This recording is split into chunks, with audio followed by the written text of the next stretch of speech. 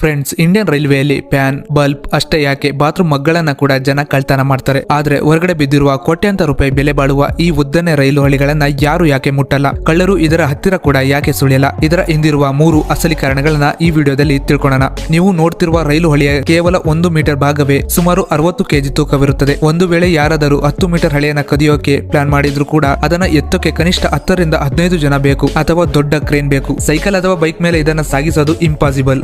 ನೀವು ಇದನ್ನ ಹೇಗೋ ಕದ್ದೀರಿ ಅನ್ಕೊಳ್ಳಿ, ಆದ್ರೆ ಇದನ್ನ ಮಾರೋದು ಎಲ್ಲಿ? ಇದು ಸಾಧಾರಣ ಕಬ್ಬಿಣ ಅಂತೂ ಅಲ್ವೇ ಅಲ್ಲ. ಇದನ್ನ ಹೈ ಮ್ಯಾಗ್ನೀಸಿಯಸ್ ಸ್ಟೀಲ್ ನಿಂದ ಮಾಡಲಾಗಿರುತ್ತದೆ. ಇದನ್ನ ಕರಗಿಸೋಕೆ ಲೋಕಲ್ ಫ್ಯಾಕ್ಟರಿಯಲ್ಲಿ ಸಾಧ್ಯವೇ ಇಲ್ಲ. ಅಕಸ್ಮಾತ್ ನೀವು ಇದನ್ನ ಯಾವುದಾದ್ರೂ ಸ್ಕ್ರಾಪ್ ಡೀಲರ್ ಹತ್ತಿರ ತಗೊಂಡು ಹೋದ್ರೆ ಅವರು ತಕ್ಷಣ ಪೊಲೀಸ್ಗೆ ಫೋನ್ ಮಾಡ್ತಾರೆ. ಯಾಕಂದ್ರೆ ಈ ಸ್ಪೆಷಲ್ ಸ್ಟೀಲ್ ರೈಲು ಇಲಾಖೆ ಬಿಟ್ರೆ ಬೇರೆ ಯಾರ ಹತ್ತಿರ ಕೂಡ ಇರಲ್ಲ.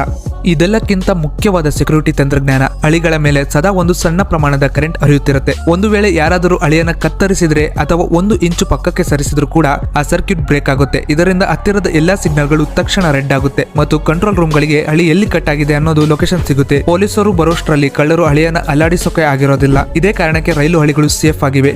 ಈ ಇನ್ಫಾರ್ಮೇಶನ್ ನಿಮಗೆ ಇಷ್ಟವಾಗಿದ್ರೆ ವಿಡಿಯೋನ ಲೈಕ್ ಮಾಡಿ ಮತ್ತು ಇಂತಹದೇ ಇಂಟ್ರೆಸ್ಟಿಂಗ್ ಫ್ಯಾಕ್ಟ್ ಗಳಿಗಾಗಿ ನಮ್ಮ ಚಾನಲ್ ಅನ್ನ ಸಬ್ಸ್ಕ್ರೈಬ್ ಮಾಡಿ. ಜೈ ಹಿಂದ್, ಮತ್ತೆ ಸಿಗೋಣ.